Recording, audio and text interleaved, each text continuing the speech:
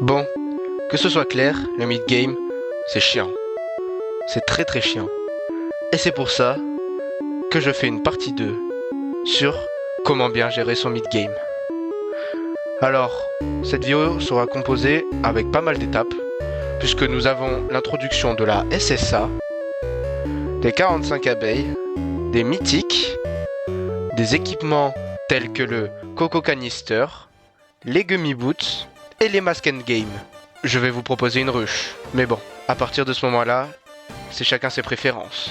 Bon, sans plus attendre, on va passer à l'étape 1, c'est-à-dire la SSA. Bon, petite pause, juste pour vous dire que la SSA, ça dépend vraiment de ce que vous avez envie. Si vous voulez vraiment partir sur une Blue Hive, vraiment, focussez-vous sur la Pop Star parce que franchement, elle vous booste trop. Parce que la Star Shower, c'est vraiment si vous n'avez pas de quoi vraiment avoir une Pop Star. Mais sinon, prenez une Pop Star. La SSA, c'est la meilleure amulette du jeu, où on peut y retrouver des passifs. Des passifs et des stats très importantes. Alors, il y a le double passif, mais il y a aussi les solos passifs. Nous sommes en mid-game, je vais vous expliquer qu'est-ce que c'est les solos passifs. Alors, 45 abeilles, fini les quêtes du Spirit Beer, et vous savez quoi faire.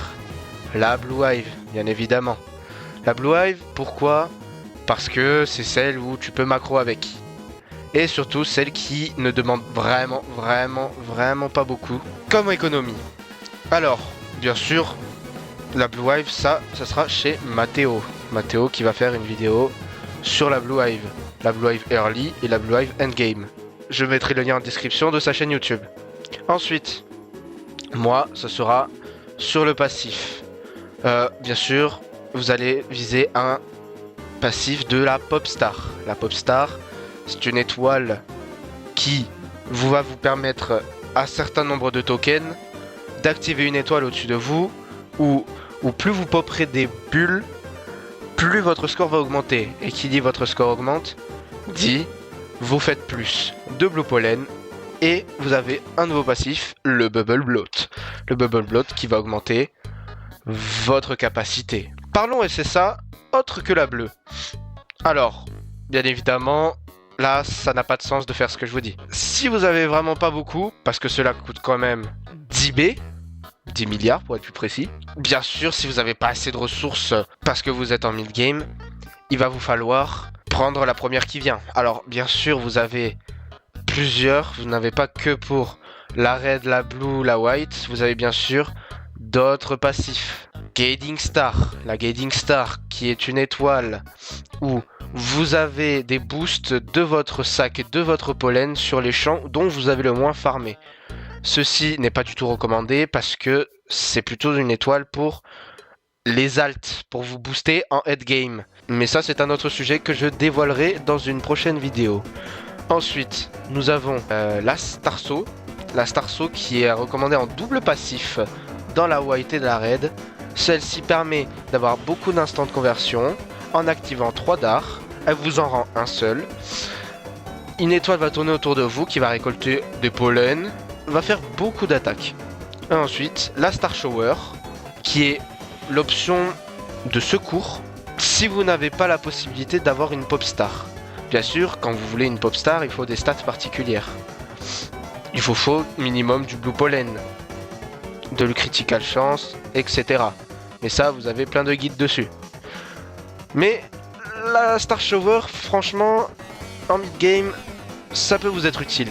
Ça vide votre sac, et pendant un laps de secondes, vous faites énormément de pollen. Énormément. Genre énormément. Bien sûr, elle est conseillée en double passif pour la blue. Mais, pour l'instant, c'est un plan B. Visez la Pop Star. Ensuite, parlons mythique. Mythique, B, bien évidemment, celle qui va vous permettre de vous diriger vers une ruche de couleur. Et notamment, on va parler de la Buoyant Bee et de la Tadpole Bee. Bien sûr, pourquoi ? Parce que en mid-game, quand vous avez fini les quêtes du Spirit Beer, vous savez très bien, c'est la Blue Hive. La Buoyant Bee, très bonne abeille. Elle va vous faire des ballons, je vais pas vous apprendre le jeu non plus. Des bombes, et elle va vous augmenter votre capacité. C'est le Hive bonus de Gifted. bien sûr. La Tat Bolby, ah bah il fait des grenouilles, les grenouilles qui font des dégâts, qui font des bulles, les bulles sont très bons pour les pop stars. Franchement, au mid-game, ayez plus de Tat Bolby parce que vous allez faire plus. Après les Bolby, si vous en avez, c'est très très bien. Fuzzy, Precise, Spicy, Vector, c'est hors sujet. Une Fuzzy peut être très très bien si vous jouez tout seul. Si vous avez besoin d'aide, bien sûr je serai là. J'ai un alt, j'ai 2 alts, j'ai même 3 alts, pas de soucis. Donc, si vous avez besoin, allez sur notre Discord. Je suis là pratiquement tout le temps. Ensuite, on a le Diamond Mask. Bien évidemment, c'est le masque que je vous conseille le plus de choisir en mid-game. Pourquoi? Parce que vous allez vous diriger vers une ruche bleue. Et ce masque est vraiment OP. Si je vous conseillerais de vous diriger vers quelque chose, c'est bien évidemment ça. Bien sûr, il y a toujours le Gummy Mask si jamais vous n'avez pas les 5 œufs en diamant. Le Gummy Mask pour moi c'est vraiment un masque à choisir vraiment en début parce que vous allez être très polyvalent, ce qui fait que vous pouvez aller très loin dans le jeu, rien qu'avec le Gummy Mask. Puis quand vous avez de quoi acheter le Diamond, allez vers le Diamond. Le démon, ça sera pour plus tard, quand vous aurez besoin de faire de stick bug, il est très utile. Ensuite, bien évidemment, comme on est dans le thème de l'équipement, autant parler de ces merveilleuses épaulettes. C'est les dernières épaulettes du jeu, elles coûtent cher, cela dépendra de ce que vous avez économisé. Bien évidemment, prenez la Cobalt en premier, et ensuite vous avez la Crimson en deuxième, mais globalement, si vous achetez ça, c'est que vous pouvez acheter les deux. Si vous ne pouvez pas, ce n'est pas grave, prenez la bleue en premier. Elle est très forte parce qu'elle va vous rajouter beaucoup de Blue Pollen, 50% quand même, c'est pas déconnant. Blue Bomb Pollen, c'est vraiment magnifique. La défense, bon, vous savez quand même dodge des attaques des Mantis. Critical Power, ça c'est tout ce qu'on demande.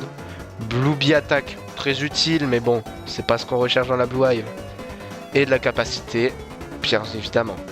Un passif qui, selon moi, est pas si ouf que ça, mais ça reste correct.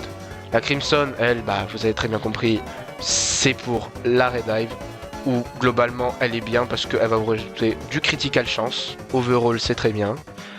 Red Pollen, c'est bien parce que au début, avant de farmer la Blue Hive, vous allez quand même être multicolore. Et du coup, Red Bomb Pollen, bon, le Red, les bombes, c'est pas trop ça.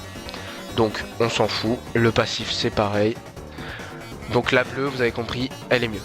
Dirigeons-nous maintenant vers le Coco Shop. Le Coco Shop, c'est en battant le Coconut Crab, vous l'avez compris.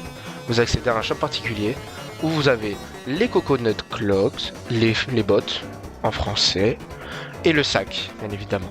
Vous allez diriger d'abord vers le sac, s'il vous plaît, puisqu'il va vous rajouter énormément de choses, beaucoup de capacité, de la Convert Rate à en mourir, de la Convert Rate at Hive pour convertir plus vite, instant de conversion pour durer un petit peu plus dans les champs, c'est ça l'instant de conversion, instant white conversion, c'est bien, parce que vous allez encore plus durer dans les champs, on va dire.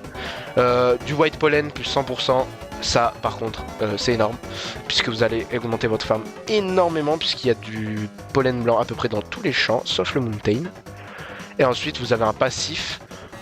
Un passif, ça vous protège pendant 10 secondes je crois, de toutes les attaques, plus ça vous booste votre attaque, mais de fou. Et ensuite vous avez toutes les, je sais pas combien d'étoiles, une coconut qui tombe sur vous, qui va vous vider votre sac, et qui va vous faire un rayon de miel autour de vous. Les bottes, elles sont bien. Pour moi, on peut aller plus loin et prendre les gummy boots direct. Mais franchement, si vous avez vraiment pas de quoi prendre les gummy boots, prenez ça. Prenez ça parce que vous allez aller plus vite, plus de hauteur de boost, plus de pollen, plus 15%. Bon, le coconut field pollen, on s'en fout, personne farm dans coconut.